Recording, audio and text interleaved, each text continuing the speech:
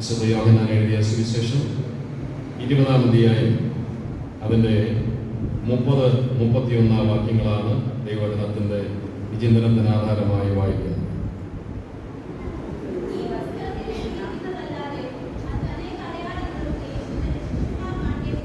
ഈ പുസ്തകത്തിൽ എഴുതിയിരിക്കുന്നതല്ലാതെ മറ്റനേകം അടയാളങ്ങളും യേശു തന്റെ ശിഷ്യന്മാർ കാണുകയും ചെയ്തു. എന്നാൽ യേശു ദൈവപുത്രനായ ക്രിസ്തു എന്ന് നിങ്ങൾ വിശ്വസിക്കേണ്ടതിന്, ശ്രദ്ധിച്ചോളം, നിങ്ങൾ വിശ്വസിക്കേണ്ടതിനും, അടുത്തത്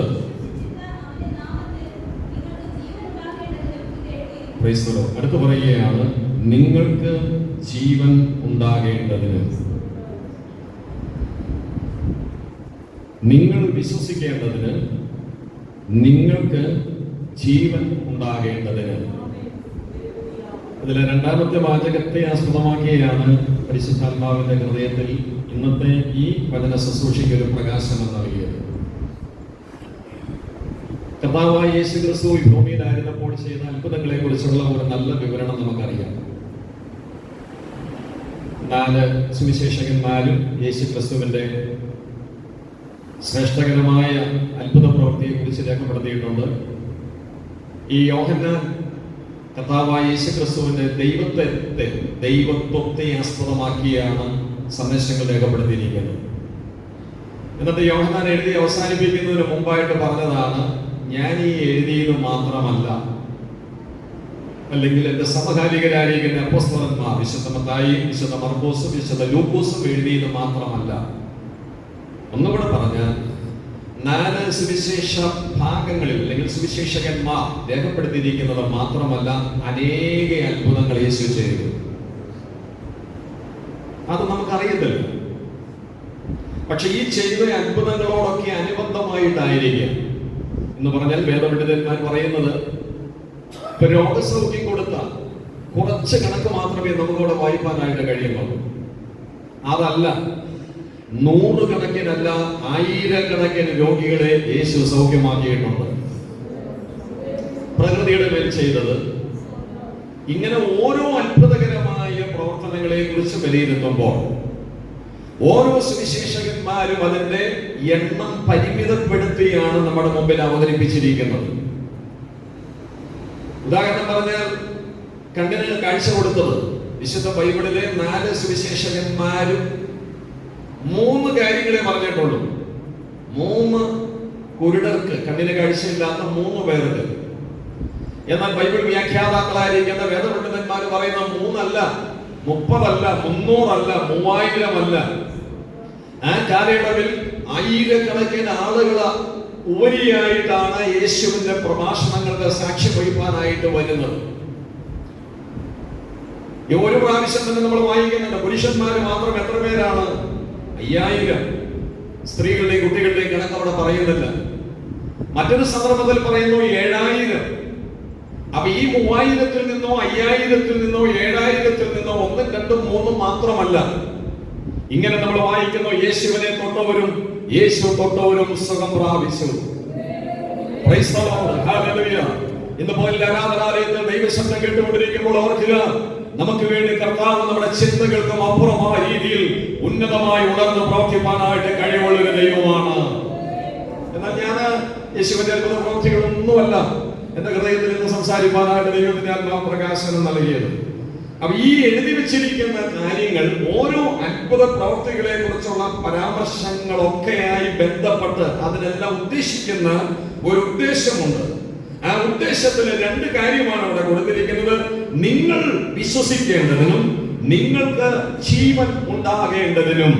പ്രൈസ് ദി ലോർഡ്, ഹല്ലേലൂയ. അതിന്റെ 2-ാമത്തെ സന്ദേശം, നിങ്ങൾക്ക് ജീവൻ ഉണ്ടാകേണ്ടതിന്. യേശു പറഞ്ഞു, നിങ്ങൾക്ക് ജീവൻ ഉണ്ടാകേണ്ടതിനും സമൃദ്ധിയായ ജീവൻ ഉണ്ടാകേണ്ടതിനുമാണ് ഞാൻ വന്നത്. ഇന്ന് പകൽ ഈ ആരാധനാലയത്തിൽ കടന്നു വന്നിരിക്കുന്ന ദൈവമക്കൾ ഓർക്കുക, യേശു ക്രിസ്തുവിലൂടെയുള്ള വിശ്വാസത്താൽ നാം എല്ലാവരും നിത്യജീവൻ പ്രാപിച്ചവരാണ്. നാം വീണ്ടും ജനനത്തിലൂടെ നിത്യജീവൻ പ്രാപിച്ചവരാണ്.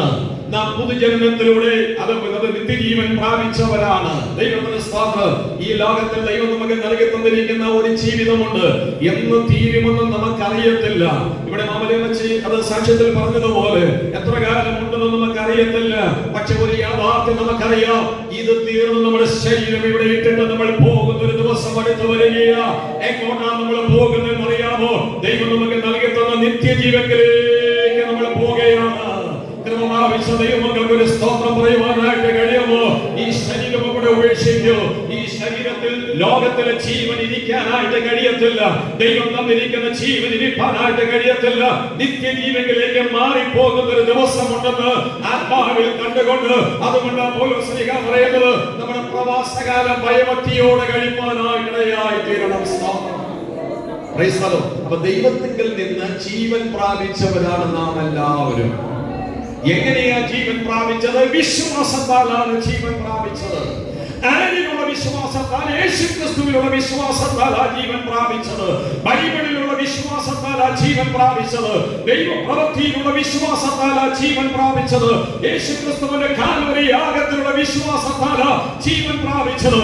ഇന്ന് പകലിലൂടെ വന്നിരിക്കുന്ന മുഴുവൻ ദൈവമക്കൾക്ക് പറയുവാനായിട്ട് കഴിയും, എന്റെ നിങ്ങളുടെ ആത്മീയ ജീവനാധാരം എന്ന് പറയുന്നത് യേശു മാത്രമാണ്. ഇനി ഇതിനെ കുറിച്ച് ഒന്നുകൂടി വിശദമായി നമ്മൾ ചിന്തിക്കുമ്പോൾ അടുത്തൊരു ഭാഗം കൂടെ ഇതിനോടൊന്ന് കൂട്ടിയിണക്കണം. എഫെസ്യ ലേഖനത്തിലേക്ക് വരാം. നമുക്ക് എഫെസ്യ ലേഖനം, പൗലോസിലേക്ക് രേഖപ്പെടുത്തിയിരിക്കുന്ന എഫെസ്യ ലേഖനത്തിൽ സഭ എന്നുള്ള വിഷയത്തെ ആസ്പദമാക്കിയാണ് ദൈവത്തിന്റെ ആത്മാവ് പൗലോസിലേഖയിലൂടെ അവിടെ സംസാരിച്ചിരിക്കുന്നത്. സഭ എന്ന് പറയുമ്പോൾ സഭാ മക്കൾ, സഭയിലേക്ക് വന്നിരിക്കുന്ന സഭാ മക്കളുടെ ദൗത്യ നിർവഹണമൊക്കെ എഫെസ്യ ലേഖനത്തിൽ കാണാൻ കഴിയുന്നുണ്ട്. സഭ എന്താണെന്ന് പറയുന്നുണ്ട്. സഭയൊരു കെട്ടിടമാണെന്ന് പറയുന്നു, സഭയൊരു ആലയമാണെന്ന് പറയുന്നു, സഭയൊരു മണവാട്ടിയാണെന്ന് പറയുന്നു, സഭയൊരു തോട്ടമാണെന്ന് പറയുന്നു. അങ്ങനെയെങ്കിൽ സഭയോട് ചേർന്ന് ദൈവത്തെ ആരാധിക്കുന്ന ദൈവമക്കൾ ഓരോരുത്തരും അവരുടെ ദൗത്യം മനസ്സിലാക്കി മുന്നോട്ട് പോകണമെന്നാണ് എഫെസ്യ ലേഖനം നമ്മെ ഓരോരുത്തരെയും പഠിപ്പിക്കുന്നത്. കർത്താവിന്റെ സ്തോത്രം. അപ്പൊ നിങ്ങൾക്ക് ജീവൻ ഉണ്ടാകേണ്ടതിന് എങ്ങനെ? യേശുക്രിസ്തുവിൽ കൂടെ ജീവൻ പ്രാപിച്ച ദൈവമക്കൾ ഓർത്തിരിക്കേണ്ട കാര്യമാണ്. എഫെസ്യ ലേഖനം 5-ാം അധ്യായത്തിന്റെ 15 മുതൽ 20 വരെയുള്ള വേദഭാഗങ്ങൾ വായിക്കുമ്പോൾ വളരെ വിശദമായ ആശയങ്ങൾ അവിടെ കാണാൻ കഴിയുന്നുണ്ട്. നമ്മൾ വായിക്കുന്ന ബൈബിളിനേക്കായിട്ട് കുറച്ചുകൂടെ ആശയസമ്പുഷ്ടമായിരിക്കുന്ന ഞാൻ ഈ ആധുനിക പരിഭാഷയെ നിങ്ങളെ വായിച്ചു കേൾപ്പിക്കാം. നമ്മൾ വായിക്കുന്ന ബൈബിൾ നിങ്ങൾ നോക്കിക്കോ, ഞാൻ ഇതിൽ നിന്ന് വായിച്ചു കേൾപ്പിക്കാം. 15-ാമത്തെ വാക്യം. അതുകൊണ്ട് ജീവിക്കുന്നത് എങ്ങനെയാണ് എന്നതിനെ പറ്റി നിങ്ങൾ ശ്രദ്ധയുള്ളവരായിരിക്കണം. 15-ാമത്തെ വാക്യം ഒന്ന് വായിച്ചേ. നമ്മുടെ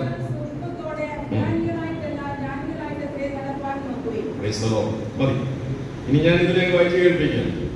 അതുകൊണ്ട് 20 വരെയുള്ള വാക്യങ്ങൾ നിങ്ങൾ ശ്രദ്ധിച്ചോ. അതുകൊണ്ട് ജീവിക്കുന്നത് എങ്ങനെയാണ് എന്നതിനെ പറ്റി നിങ്ങൾക്ക് ശ്രദ്ധയുള്ളവരായിരിക്കണം.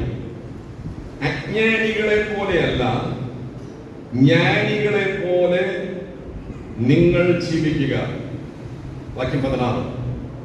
നിങ്ങൾക്ക് ലഭിക്കുന്ന എല്ലാ അവസരങ്ങളും യഥായോഗ്യം പ്രയോജനപ്പെടുത്തുക, എന്തെന്നാൽ ഇത് ദുഷ്കാലമാണ്. വാക്യം 17. നിങ്ങൾ ബുദ്ധിശൂന്യരാകാതെ നിങ്ങൾ ചെയ്യണമെന്ന് കർത്താവ് ഇച്ഛിക്കുന്നത് എന്താണെന്ന് കണ്ടുപിടിക്കുക. വാക്യം 18. വീഞ്ഞു കുടിച്ച് മത്തരാകരുത്, അത് നിങ്ങളെ നശിപ്പിക്കും. ആത്മാവിലാണ് നിങ്ങൾ നിറയേണ്ടത്. ഇനി 19-20 വാക്യങ്ങൾ കൂടെ ചേർത്ത് വായിക്കുന്നു.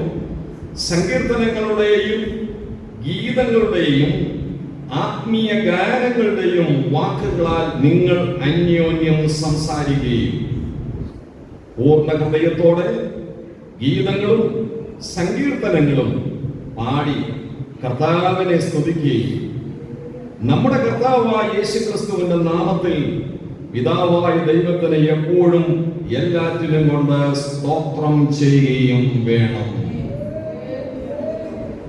അപ്പൊ ഏത് പരിഭാഷയാണ് നല്ലത്? എല്ലാവരും തോരണം പഠിക്കണമല്ലോ.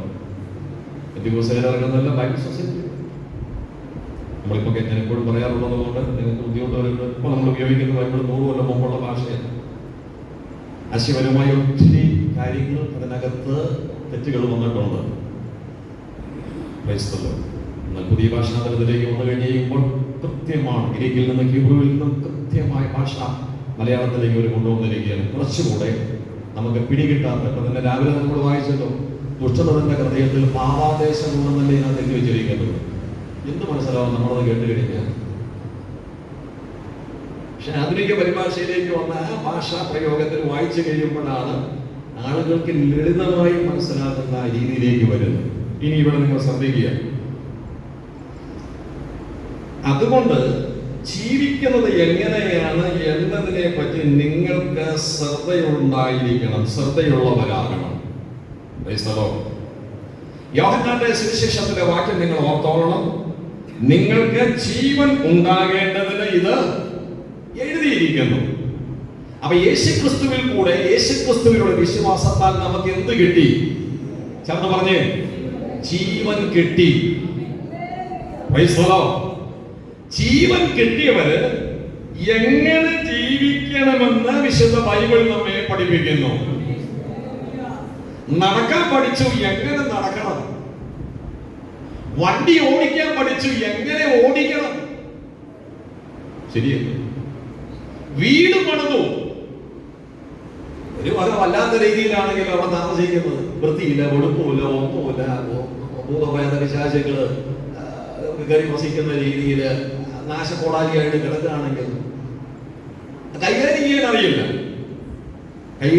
അറിയില്ല. അപ്പൊ വീട് പണിതു, പക്ഷെ അത് എങ്ങനെ കൈകാര്യം ചെയ്യണമെന്ന് പഠിക്കണം. ഭാര്യയും ഭർത്താവും മക്കളുമായി വീട്ടിൽ എങ്ങനെ താമസിക്കുന്നു എന്നതിനെ കുറിച്ച് അറിവുണ്ടായിരിക്കണം. ഇതെല്ലാം ഒരു യാഥാർത്ഥ്യമായിരിക്കുന്നത് പോലെയാണ് പരിശുദ്ധാത്മാവ് ആത്മീയ വീക്ഷണത്തിൽ പറയുന്നത്. ദൈവം നമുക്ക് നൽകി തന്നിരിക്കുന്ന നിത്യജീവൻ, ആ നിത്യജീവനുമായി ബന്ധപ്പെട്ട് നമ്മൾ മുന്നോട്ട് പോകുമ്പോൾ എങ്ങനെ ജീവിക്കണം, അതിനെ തർക്കുത്തരമായിട്ടൊരു മറുപടിയും കൂടെ ആളുകൾ പറയും. അതിന്റെ തല പുകയാണെന്നല്ല, എങ്ങനെയും ജീവിക്കാം. ഇല്ല, എന്റെ തല പുകയ്ക്കേണ്ട കാര്യമൊന്നുമില്ല, എങ്ങനെയും ജീവിക്കാം. നടക്കാൻ പഠിച്ചാൽ എങ്ങനെ നടക്കാം, ഓടാൻ പഠിച്ചാൽ എങ്ങനെ ഓടാം. എങ്ങനെയും എന്നുള്ളൊരു വാക്ക് അപകടകരമാണ്. എല്ലാറ്റിനും ദൈവം ഒരു പ്രമാണം വെച്ചിട്ടുണ്ട്, എല്ലാറ്റിനും ദൈവം ഒരു നിബന്ധന വെച്ചിട്ടുണ്ട്. ഈ ഭാഗം ആ പാസേജ് നമ്മൾ പാരഗ്രാഫ് വായിച്ചു പഠിക്കുമ്പോൾ ദൈവത്തിന്റെ പരിശുദ്ധാത്മാവ് കൊടുത്തിരിക്കുന്ന അതിപ്രധാനമായിരിക്കുന്ന 7 പ്രത്യേകതകൾ അവിടെ കാണാനായിട്ട് കഴിയുന്നുണ്ട്. എങ്ങനെ നടക്കണം, എങ്ങനെ ജീവിക്കണം എന്നതിന് ദൈവത്തിൽ നിന്ന് ജീവൻ പ്രാപിച്ച ഒരു ക്രിസ്തു വിശ്വാസി അറിഞ്ഞിരിക്കേണ്ട കാര്യങ്ങളാണ് ഇവിടെ രേഖപ്പെടുത്തിയിരിക്കുന്നത്. അത് പ്രാരംഭത്തെ ആദ്യത്തെ വാചകം ഇങ്ങനെയാണ് പറഞ്ഞിരിക്കുന്നത്: ജ്ഞാനികളെ പോലെ നിങ്ങൾ ജീവിക്കുക. ഏത് ജ്ഞാനമാണ്? ആത്മീയ ജ്ഞാനം പ്രാപിച്ച് ജീവിക്കുക. ആത്മീയ ജ്ഞാനം ആരാ തരുന്നത്? പരിശുദ്ധാത്മാവാണ് നമുക്ക് തരുന്നത്. പരിശുദ്ധാത്മാവാണ് നമുക്ക് തരുന്നത്. എങ്ങനെ ജീവിക്കണം, എങ്ങനെയെങ്കിലും ജീവിക്കാൻ വചനം നമുക്ക് അനുവാദം നൽകുന്നില്ല. കർത്താവിനോട് ചേർന്ന് മുന്നോട്ട് പോകുന്ന ദൈവത്തിൽ നിന്ന് ജീവൻ പ്രാപിച്ച ഒരു ക്രിസ്തു വിശ്വാസി ജീവിക്കേണ്ട ഒന്നാം ഭാഗം പറയുകയാണ്: അവർ ജ്ഞാനികളെ പോലെ ജീവിക്കണം. ആത്മീയ അറിവ്, ആത്മീയ പക്വത, ആത്മീയ പരിജ്ഞാനം. അതിന് സഭാപ്രസംഗിയുടെ പുസ്തകം വായിക്കുമ്പോൾ ധാരാളം കാര്യങ്ങൾ ഇവിടെ രേഖപ്പെടുത്തിയിട്ടുണ്ട്. കുടുംബജീവിതത്തോടുള്ള ബന്ധത്തിൽ ജ്ഞാനം, സഭയോടുള്ള ബന്ധത്തിൽ ജ്ഞാനം, സമൂഹത്തോടുള്ള ബന്ധത്തിൽ ജ്ഞാനം, ദൈവമായ കർത്താവ് നമ്മെ ആക്കിയിരിക്കുന്ന ഏതേത് മേഖലകളൊക്കെയായിട്ട് ബന്ധപ്പെട്ടാണോ നമ്മളായിരിക്കേണ്ടത്. വിശുദ്ധ ബൈബിൾ മനുഷ്യനെ ജ്ഞാനിയാക്കുന്നു. 119 സങ്കീർത്തനം വായിക്കുമ്പോൾ അവിടെയുണ്ട്: എന്റെ ഗുരുക്കന്മാരെക്കായാലും എന്നെ ജ്ഞാനിയാക്കുന്നത് അങ്ങയുടെ വചനമാണ്. വയോധികന്മാരെക്കായാലും എന്നെ അറിവുള്ളതാക്കി തീർക്കുന്നത് അങ്ങയുടെ വചനമാണ്. ഇന്ന് പകൽ ദൈവസന്നിധിയിൽ വന്നിരിക്കുന്ന എല്ലാ ദൈവമക്കളും ഓർക്കുക, പരിശുദ്ധാത്മാവ് ദിവ്യജ്ഞാനം നമുക്ക് നൽകി തരുവാൻ ദൈവത്തോട് പ്രാർത്ഥിക്കണം. കർത്താവേ, എന്റെ ക്രിസ്തീയ ജീവിതം ഞാൻ കൊണ്ടുപോകേണ്ടത്, എനിക്ക് ജീവിപ്പാൻ അങ്ങ് ബലം നൽകി. ദൈവത്തിന് സ്തോത്രം. എനിക്ക് ആയുസ്സ് നൽകി, എനിക്ക് ആരോഗ്യം നൽകി, എനിക്ക് കഴിവ് നൽകി, എനിക്ക് പ്രാപ്തി നൽകി. എന്നാൽ എനിക്ക് നൽകി തന്നിരിക്കുന്ന എന്തെല്ലാം സാധ്യതകളുണ്ടോ അതിന് മാത്രം അമിത പ്രാധാന്യത കൊടുത്ത് ജീവിപ്പാനായിട്ടല്ല. കർത്താവേ, ആത്മീയ ജ്ഞാനം പ്രാപിച്ച് അങ്ങയുടെ വചനത്തിന്റെ വെളിപ്പാടുകൾക്കനുസരിച്ച്, അങ്ങയുടെ വചനത്തിന്റെ ദർശനങ്ങൾക്കനുസരിച്ച് ജീവിപ്പാൻ ആവശ്യമായിരിക്കുന്ന സ്വർഗീയ ജ്ഞാനം കൊണ്ട് നിറയ്ക്കണമെന്ന് ആത്മാവിൽ പ്രാർത്ഥിച്ചാൽ നൽകി തരാൻ ദൈവം കഴിവുള്ളവനാണ്. രാവിലെയും വൈകിട്ടും ബൈബിൾ വായിക്കുക. ദൈവത്തിൽ നമുക്ക് കേൾക്കാൻ കഴിയുന്ന സാഹചര്യങ്ങൾ നന്നായി നമ്മൾ വിനിയോഗിക്കുക. പരിശുദ്ധാത്മാവ് അതിലൂടെ നമ്മോട് സംസാരിപ്പാനായിട്ട് നമ്മൾ ആത്മാവിൽ പ്രാർത്ഥിപ്പാനായി തീരണം. ദർശനങ്ങളിലൂടെ ദൈവം നമ്മോട് സംസാരിപ്പാനായിട്ട് പ്രാർത്ഥിക്കണം. സ്വപ്നങ്ങളിലൂടെ ദൈവം നമ്മോട് സംസാരിപ്പാനായിട്ട് പ്രാർത്ഥിക്കണം. നമ്മുടെ ജീവിതത്തിൽ നമുക്ക് അത്യന്താപേക്ഷിതമായിരിക്കുന്നത് ദൈവശബ്ദമാണ്. ദൈവജ്ഞാനമാണ്. ദൈവത്തിന്റെ സ്തോത്രം. കർത്താവിന്റെ ജ്ഞാനമാണ് നമ്മെ വ്യത്യസ്തരാക്കി തീർക്കുന്നത്. ഈ ലോകത്തിലെ ജ്ഞാനികളും ഈ ലോകത്തിലെ പ്രമുഖന്മാരുമുണ്ട്. അവരെങ്ങനെ മുന്നോട്ട് പോകട്ടെ. എന്നാൽ കൃപ പ്രാപിച്ച ദൈവമക്കളെ അറിവുള്ളവരാക്കി തീർക്കുന്നത് ദൈവമാണ്. ദൈവത്തിന്റെ ശക്തിയാണ്, ദൈവത്തിന്റെ സഹായമാണ്, പരിശുദ്ധാത്മാവിന്റെ അധിവാസമാണ്. ആ പ്രവൃത്തി പുസ്തകം വായിക്കുമ്പോഴും ശിഷ്യന്മാരെ കുറിച്ച് പറയുന്ന ഒരു കാര്യം ഇങ്ങനെയാണ്: അവരുടെ ജ്ഞാനം കണ്ടിട്ട് യഹൂദന്മാരായിരിക്കുന്ന ആളുകളും ശാസ്ത്രിമാരായിരിക്കുന്ന ആളുകളും പരീക്ഷന്മാരായിരിക്കുന്ന ആളുകളും ആശ്ചര്യപ്പെട്ടു. എന്താണ് ആശ്ചര്യപ്പെടാൻ കാരണം എന്നറിയാമോ? ഒരു വിദ്യാഭ്യാസത്തിൽ കുറഞ്ഞവരാണ്, അവർ മുക്കുവന്മാരാണ്. ബഹുഭൂരിപക്ഷം ആളുകളും അവർ ഗലീല കടലില് ആ മുക്കുവന്മാരുടെ ജോലി മാത്രം ചെയ്ത് ഉപജീവനം കഴിച്ച് മുന്നോട്ട് പോയവരാണ്. അവർ സാധാരണക്കാരിൽ സാധാരണക്കാരാണ്. പക്ഷെ അവരുടെ പ്രഭാഷണവും അവരുടെ ഇടപെടലുകളും യേശുവിനോട് ചേർന്ന് എന്നാണോ അവർ യാത്ര തിരിച്ചത്, അന്ന് മുതൽ എന്നാണ് യാത്ര തുടങ്ങിയത്, അന്ന് മുതൽ അവരുടെ മട്ടിലും ഭാവത്തിലും അവരുടെ ജീവിതത്തിലും അവരുടെ കുടുംബജീവിതത്തിലും അവരുടെ സംഭാഷണങ്ങളിലും എല്ലാം ദിവ്യജ്ഞാനം വെളിപ്പെട്ട് കഴിഞ്ഞപ്പോൾ എങ്ങനെയാണ് ഇവർക്ക് ജ്ഞാനം കിട്ടിയത് എന്ന് നമുക്ക് പറയാൻ കഴിയും. പരിശുദ്ധാത്മാവ് കൊടുക്കുന്ന ജ്ഞാനമാണ്.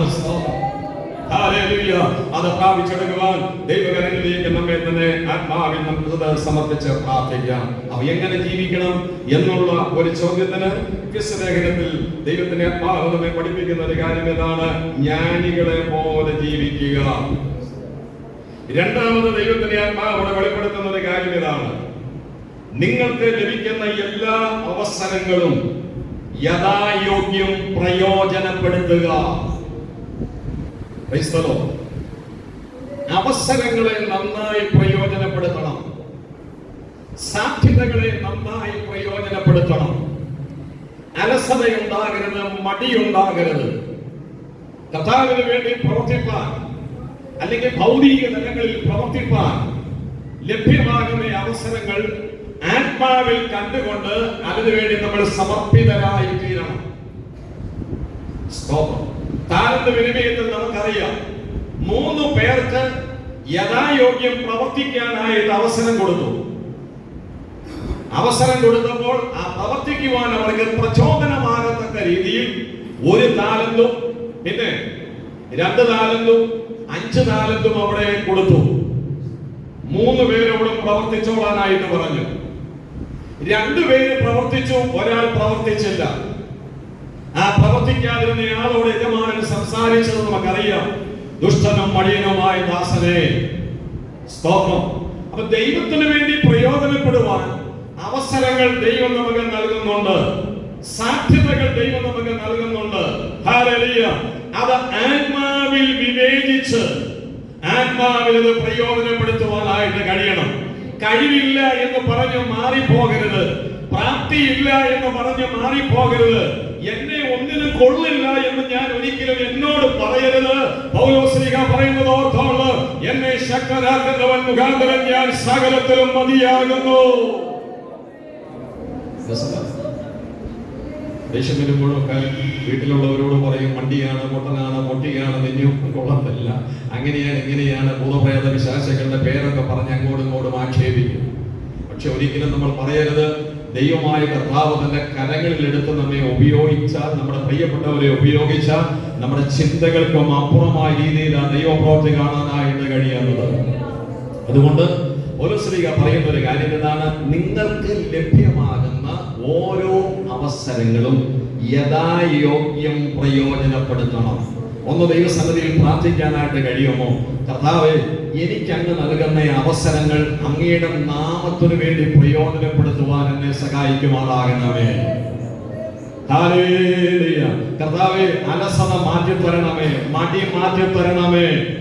സ്തോത്രം, സ്തോത്രം. തെറ്റായ എന്റെ മനസ്സിന്റെ ചിന്താഗതികൾ മാറ്റിത്തരണമേ, നിരാശകൾ മാറ്റിത്തരണമേ, ഒന്നും നടക്കുകയില്ല എന്നുള്ള അപകർഷതാബോധത്തിന്റെ വാക്കുകൾ മാറ്റിത്തരണമേ, പ്രാർത്ഥനയ്ക്ക് മറുപടിയില്ല എന്നുള്ള ആ വാചകങ്ങളെ മാറ്റിത്തരണമേ. ആത്മാവിൽ എന്നെ ഒന്നുകൂടി ശക്തീകരിക്കുമാറാകണമേ, അങ്ങനെ ബലപ്പെടുത്തുമാറാകണമേ. അങ്ങക്ക് വേണ്ടി ഉണർന്ന് പ്രവർത്തിക്കുവാൻ, ആത്മശക്തിയോടെ മുന്നോട്ട് പോകുവാൻ ലഭ്യമാകുന്ന അവസരങ്ങളിലൂടെ മാത്രമല്ല, അവസരങ്ങൾ കണ്ടെത്തി പ്രവർത്തിക്കുവാനും എന്നെ സഹായിക്കണമെന്ന് ദൈവത്തോട് പ്രാർത്ഥിക്കുക. അതിന് കാരണം അതിനാ ദൈവം നമുക്ക് ജീവൻ നൽകി തന്നിരിക്കുന്നത്. ഇരട്ടപ്പെടുത്ത് മുന്നോട്ട് പോകുക, കുറെ ചാപ്പാട് അടിച്ചു തീർക്കുക, കുറെ ഡ്രസ് ചെയ്ത് തീർക്കുക, കുറെ ഡ്രസ് ചെയ്ത് തീർക്കുക, കുറെ ചാപ്പാട് അടിച്ചു തീർക്കുക, ഇരുട്ടും വെളുത്തും മുന്നോട്ട് പോകുക. നമ്മുടെ വീടും നമ്മുടെ മുറിയും നമ്മുടെ സാഹചര്യവും ആ ഒരു സർക്കിളിൽ മാത്രം ഒതുങ്ങി നിൽക്കുക. അങ്ങനെ ഒരു സാഹചര്യമല്ല ദൈവം നമ്മെ കുറിച്ച് ആഗ്രഹിക്കുന്നത്. എനിക്ക് ജീവൻ തന്നത് യഥായോഗ്യം എന്റെ കർത്താവിന് വേണ്ടി പ്രയോജനപ്പെടുത്താൻ വേണ്ടി. ഹല്ലേലൂയ. ദൈവത്തെ മഹത്വപ്പെടുത്തിയാൽ അവസരങ്ങൾ കിട്ടുന്നില്ല എന്നുള്ളതല്ല, അവസരങ്ങൾ കിട്ടുന്നുണ്ട്, അവസരങ്ങൾ വരുന്നുണ്ട്. ദൈവത്തിന് സ്തോത്രം. ഹല്ലേലൂയ. അത് പ്രയോജനപ്പെടുത്തണം, ആത്മീയമായി പ്രയോജനപ്പെടുത്തണം. കർത്താവിന് വേണ്ടി ജ്വലിച്ച് പ്രകാശിക്കണം. പരിശുദ്ധാത്മാവിന് വേണ്ടി നമ്മെ ശക്തീകരിക്കുമാറാകട്ടെ. സമയത്തിന് പരിധിയുണ്ടല്ലോ. ജ്ഞാനികളെ പോലെ ജീവിക്കുക. ലഭ്യമാകുന്ന അവസരങ്ങളും മാത്രമല്ല, അവസരങ്ങൾ കണ്ടെത്തിയും യഥായോഗ്യം അവസരങ്ങളെ നമ്മൾ പ്രയോജനപ്പെടുത്തുവാനായിട്ട് കഴിയണം. സ്തോത്രം. വീണ്ടും 17-ാമത്തെ വാക്യത്തിൽ കൊടുത്തിരിക്കുന്ന ഒരു കാര്യം ഇതാണ്: നിങ്ങൾ ചെയ്യണമെന്ന് കർത്താവ് ഇച്ഛിക്കുന്നത് എന്താണെന്ന് കണ്ടുപിടിച്ച് ജീവിക്കണം. ഞാൻ എന്ത് ചെയ്യണമെന്ന് കർത്താവ് ഇച്ഛിച്ചിട്ടുണ്ട്, അത് ഞാൻ കണ്ടെത്തണം.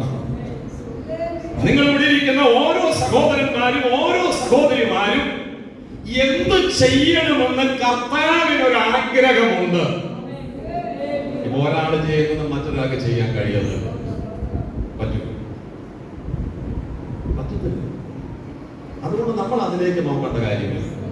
എനിക്ക് അവരെ പോലെ ആകണം, അല്ല, കർത്താവേ അങ്ങ് എന്നിലൂടെ പ്രവർത്തിക്കുമാറാകണം. ഏലിയാവിനെ പോലെ അല്ലല്ലോ ഒരു എലീശ, മോശയെ പോലെ അല്ലല്ലോ ഒരു യോശുവ. ഓരോരുത്തരെ കുറിച്ച് നമ്മൾ ചിന്തിച്ച്, പൗലോസിനെ പോലെയാണ് പൗലോസിന്റെ ശിഷ്യഗണങ്ങളിൽ വന്നിരിക്കുന്നവര് അല്ല.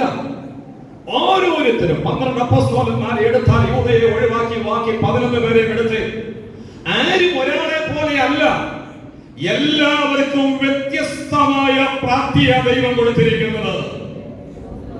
ഒരു പൗലോസിലൂടെ ദൈവം പ്രവർത്തിച്ചു, ഒരു പത്രോസിലൂടെ ദൈവം പ്രവർത്തിച്ചു, ഒരു യോഹന്നാനിലൂടെ ദൈവം പ്രവർത്തിച്ചു, ഒരു എലീശായിലൂടെ ദൈവം പ്രവർത്തിച്ചു, ഒരു ഏലിയാവിലൂടെ ദൈവം പ്രവർത്തിച്ചു. ഓരോരുത്തരെ കുറിച്ചും ദൈവത്തിന് ബൃഹത്തായ പദ്ധതി ഉണ്ടെങ്കിൽ, സഭാംഗങ്ങളായിരിക്കുന്ന ദൈവമക്കളെ, നമ്മെ കുറിച്ച് ദൈവത്തിന് ബൃഹത്തായ പദ്ധതിയുണ്ട്. നാം എന്ത് ചെയ്യണമെന്ന് ദൈവം ആഗ്രഹിക്കുന്നുണ്ട്. ആ ആഗ്രഹം ദൈവത്തോട് ചോദിച്ച് അതിനനുസരിച്ച് നമുക്ക് പ്രവർത്തിക്കാനായിട്ട് കഴിയണം. കർത്താവേ, എന്നെ കുറിച്ചുള്ള ഇഷ്ടമെന്ന് വെളിപ്പെടുത്തുമാറാകണം. ഞാൻ ആ വാക്യം ഒന്നുകൂടെ വായിക്കുകയാണ്: നിങ്ങൾ ചെയ്യണമെന്ന് കർത്താവ് ഇച്ഛിക്കുന്നു. എത്ര പേരെ മനസ്സിൽ വാക്യം കയറി? ഞാൻ ചെയ്യണമെന്ന് എന്റെ കർത്താവ് ഇച്ഛിക്കുന്ന ഒരു കാര്യമുണ്ട്. ഓരോ ഭർത്താക്കന്മാരും ഓർക്കണം, നിങ്ങൾ ഇച്ഛിക്കണമെന്ന് കർത്താവ് ചെയ്യുന്ന ഒരു കാര്യമുണ്ട്. ഓരോ ഭാര്യമാരും ഓർക്കണം, നിങ്ങൾ ഇച്ഛിക്കണമെന്ന് കർത്താവ് ആഗ്രഹിക്കുന്ന ഒരു കാര്യമുണ്ട്.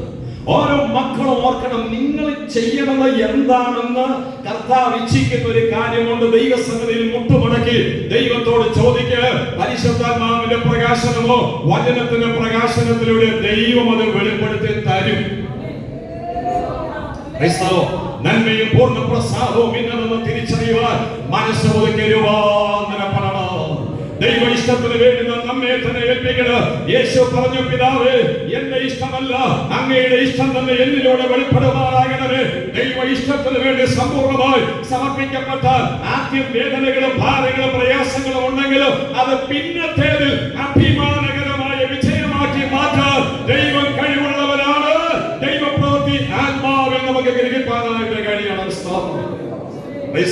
ഓരോരുത്തരും അവരെ കുറിച്ചുള്ള അവരവരെ എന്ത് ചെയ്യണമെന്നുള്ള ഇഷ്ടം മനസ്സിലാക്കി ദൈവത്തിന് വേണ്ടി ജീവിപ്പാനായിട്ടിടയായി തീരും.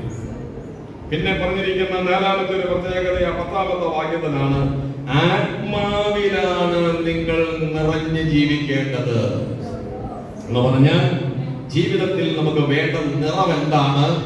ആത്മനിറവിൻ ജീവിതമാണ് നയിക്കേണ്ടത്. സഹോദരം സഹോദരം സഹോദരൻ, ഞാൻ എപ്പോഴും എന്റെ വചന ശുശ്രൂഷയിൽ പറയാറുണ്ട്, പരിശുദ്ധാത്മ സ്നാനം, പരിശുദ്ധാത്മ നിറവ്, പരിശുദ്ധാത്മാഭിഷേകം. ദൈവമക്കൾ തെറ്റിദ്ധരിക്കരുത്. സ്തോത്രം. ഒരു ക്രിസ്തു വിശ്വാസിയുടെ ജീവിതത്തിൽ ഏറ്റവും ആദ്യം ഉണ്ടാകുന്ന ആത്മാവിന്റെ വ്യാപാരത്തിന് കൊടുത്തിരിക്കുന്ന പേരാണ് ആത്മസ്നാനം എന്ന് പറയുന്നത്. രക്ഷിക്കപ്പെട്ട സ്നാനം സ്വീകരിച്ച ദൈവസഭയോടുള്ള ബന്ധത്തിൽ നമ്മൾ കടന്നു വന്ന് കഴിഞ്ഞ കാലങ്ങളിലൊക്കെ കാത്തിരിപ്പ് പ്രാർത്ഥനകളിലൂടെ പ്രാപിച്ചെടുക്കുന്ന പരിശുദ്ധാത്മാവിന്റെ അതിശക്തമായ ഒരു സാന്നിധ്യമാണ് ആത്മസ്നാനം എന്ന് പറയുന്നത്. എന്നാൽ ആത്മസ്നാനം പ്രാപിച്ച ദൈവമക്കൾക്ക് എപ്പോഴും ഉണ്ടാകുന്ന ഒരു നിറവിനാണ് ആത്മാവിന്റെ നിറമെന്ന് പറയുന്നത്. ഞാൻ ചോദിക്കട്ടെ, എത്ര പേര് ആത്മനിറം അനുഭവിക്കുന്നുണ്ട്? നിങ്ങൾക്ക് ആത്മനിറം ഉണ്ടാകുന്നില്ല എങ്കിൽ നിങ്ങൾ ആത്മസ്നാനം പ്രാപിച്ചിട്ടില്ല. ആത്മസ്നാനം പ്രാപിക്കാത്തവർക്ക് ആത്മനിറവില്ല. എപ്പോഴും ഓർത്തോളണം. ആത്മസ്നാനം പ്രാപിച്ചവർക്കാണ് ആത്മാവിന്റെ നിറവ്. ആത്മസ്നാനം പ്രാപിച്ചവര് ആത്മനിറവിൽ മുന്നോട്ട് പോകുമ്പോൾ അവർക്കാണ് ആത്മാഭിഷേകം കിട്ടുന്നത്. എന്നാൽ പരിശുദ്ധാത്മ സ്നാനത്തെയാണ് തെറ്റിദ്ധരിച്ച് ആത്മാഭിഷേകം എന്ന് പറയുന്നത്. എപ്പോഴും നിങ്ങൾ ഓർത്തോളൂ, അത് ക്ലാസ് പഠിക്കുന്നതിന്റെ അഭാവം കൊണ്ട്, കുറവ് കൊണ്ട്, വചനത്തിന്റെ അറിവില്ലായ്മ കൊണ്ടുമാണ്. ആത്മസ്നാനം വേറെ, ആത്മാഭിഷേകം വേറെ, ആത്മനിറവ് വേറെ. പരിശുദ്ധാത്മാവ് എന്താണ് നന്നായിട്ട് മനസ്സിലാക്കി ദൈവകരങ്ങളിലേക്ക് സമർപ്പിച്ച് ഇവിടെ പറഞ്ഞിരിക്കുന്ന നമ്മുടെ വിഷയത്തിന്റെ അടിസ്ഥാനത്തിൽ എങ്ങനെ ജീവിക്കണം? ആത്മനിറവിൽ ജീവിക്കണം. ആരാധനാലയത്തിൽ വരുമ്പോൾ നമുക്കുണ്ടാകേണ്ട നിറം എന്നതാണ്?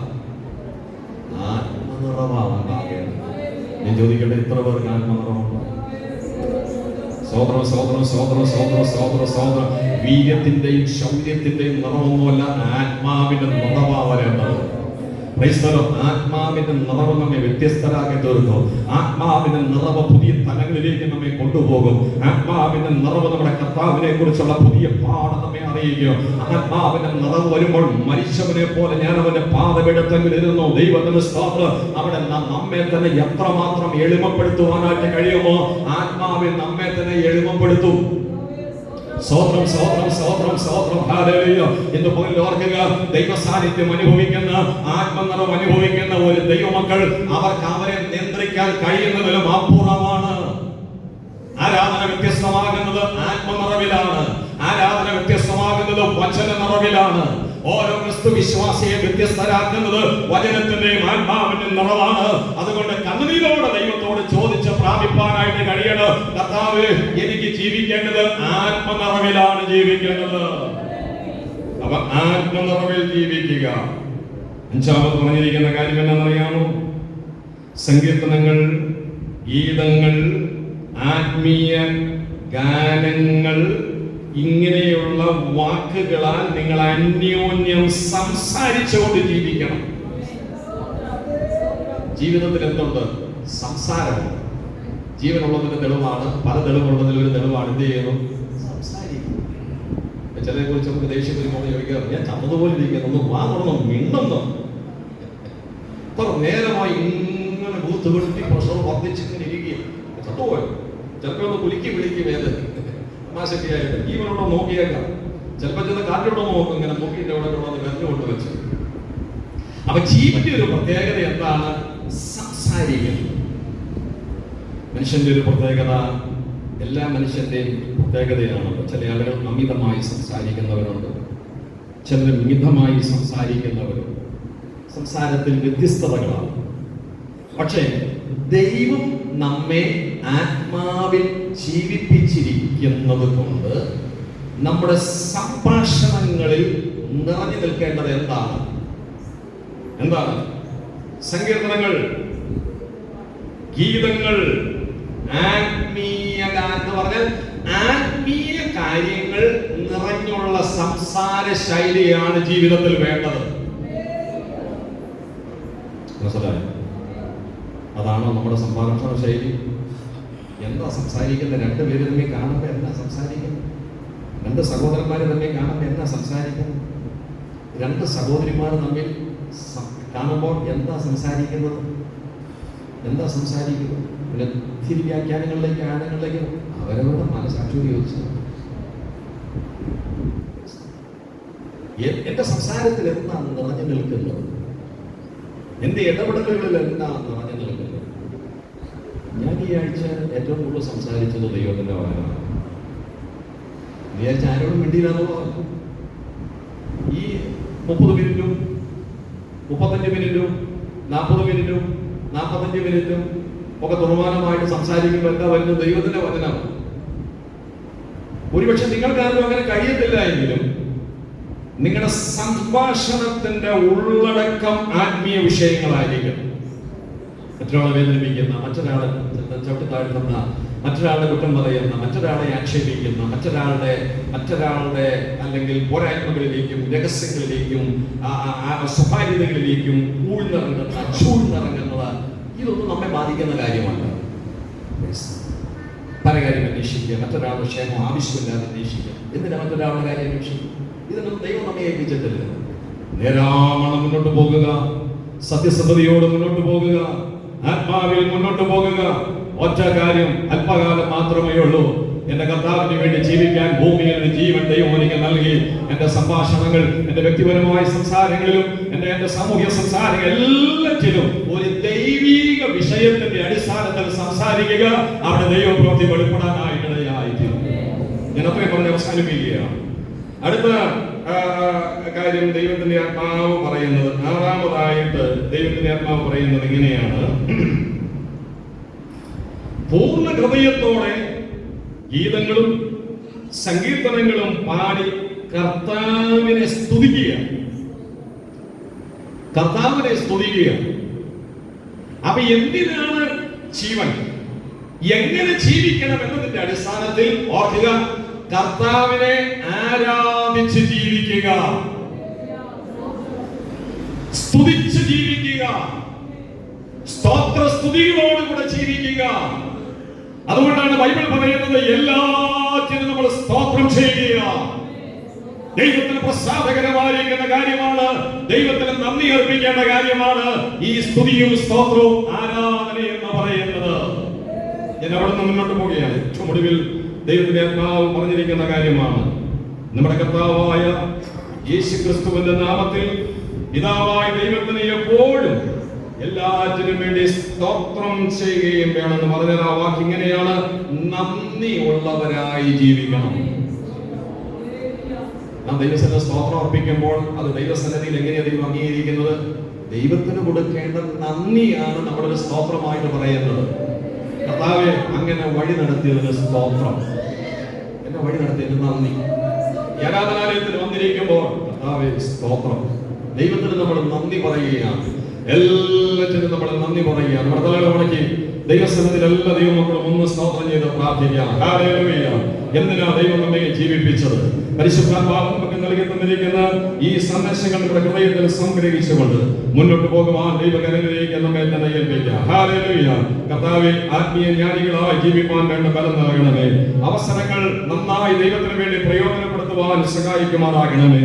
ഞാൻ എന്ത് ചെയ്യണമെന്നുള്ളത് അങ്ങയുടെ ഇഷ്ടം നന്നായി മനസ്സിലാക്കി ചെയ്ത് ജീവിപ്പാൻ എന്നെ സഹായിക്കണമേ. ആത്മനിറവിൽ ജീവിപ്പാൻ എന്നെ സഹായിക്കുമാറാകണമേ. ആത്മീയ കാര്യങ്ങൾക്ക് പ്രാധാന്യത കൊടുത്ത് സംസാരിച്ച് മുന്നോട്ട് പോകുവാൻ സഹായിക്കണമേ. കർത്താവേ, സ്തുതിയും സ്തോത്രവുമാകുന്ന ആരാധന അർപ്പിച്ച് മുന്നോട്ട് പോകാൻ സഹായിക്കണമേ. ഏറ്റവും ഒടുവിൽ എപ്പോഴും അങ്ങയോട് നന്ദിയുള്ള ഒരു ഹൃദയത്തിന്റെ ഉടമകളായി പോകുവാൻ എന്നെ സഹായിക്കണമേ. എല്ലാവരും ദൈവത്തെ മഹത്വപ്പെടുത്തി പ്രാർത്ഥിക്കാം. സ്തോത്രം, സ്തോത്രം, സ്തോത്രം, സ്തോത്രം. യേശുവേ നന്ദി, യേശുവേ മഹത്വം. Hallelujah, hallelujah. സ്വർഗ്ഗസ്ഥനായ ഞങ്ങളുടെ പ്രിയ പിതാവേ, ഞങ്ങളെ കൽപ്പിച്ച ദൈവവചന സന്ദേശങ്ങൾക്കായി സ്തോത്രം. ഞങ്ങൾക്ക് ജീവൻ തന്ന് ഈ ഭൂമിയിൽ ജീവിക്കുവാൻ ഞങ്ങളെ അനുവദിച്ചത് എന്തിനു വേണ്ടിയാണ് എന്ന്, ഞങ്ങളുടെ ജീവിതത്തിലൂടെ ഉദ്ദേശിക്കുന്നത് എന്തെല്ലാം കാര്യങ്ങളാണെന്ന് ദൈവത്തിന്റെ ആത്മാവ് ഞങ്ങൾക്ക് വെളിപ്പെടുത്തിയല്ലോ കർത്താവേ. അതിന്റെ പ്രാധാന്യത മനസ്സിലാക്കി ആ വചനം നിങ്ങളുടെ ഹൃദയത്തിൽ എഴുതി ചേർത്ത് അങ്ങയുടെ നാമമഹത്വത്തിന് വേണ്ടി മുന്നോട്ട് പോകാൻ സഹായിക്കണമേ. മഹത്വം അങ്ങേക്ക് യേശുക്രിസ്തുവിന്റെ നാമത്തിൽ ഞങ്ങൾ പ്രാർത്ഥിക്കുന്നത് കേൾക്കണം. സ്വർഗ്ഗസ്ഥ